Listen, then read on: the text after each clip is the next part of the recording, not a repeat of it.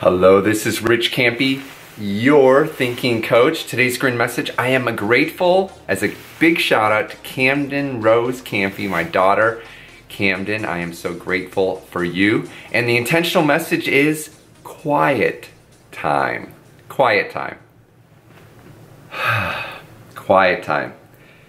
I was talking to Camden yesterday and we were saying about how sometimes we get that racing feeling inside and we got so much to do and we're just go, go, go, go, go. And we talked about this before, being busy, being under Satan's yoke. And I'm often reminded of when Jesus was out on the boat with his disciples and the storm came in and it's just raging storm and they had to wake up Jesus and say, you know, we need help, we're gonna die.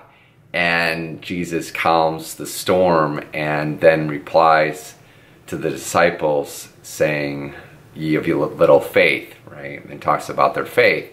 And it's such a key part to be able to be silent. So when I'm talking to Camden, she said, you know, Dad, the world would be such a better place if we could have quiet time. I said, what do you mean? She goes, well, you know, it's weird at first, quiet time, journaling, reading, just being in silence, it was really uncomfortable.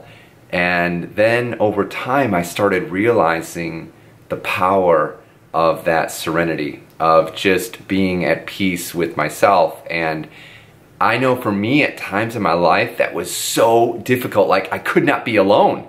Like it was just like drive me crazy to be in my own head.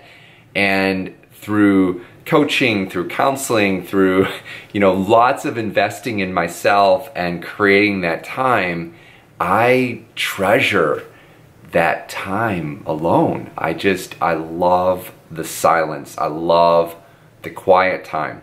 And so as I look into that space and say, well, how do we get there? It's really leaning into it, right? Leaning into that space. And so one thing I do a lot when I'm with my coach is when we start together is to just look around and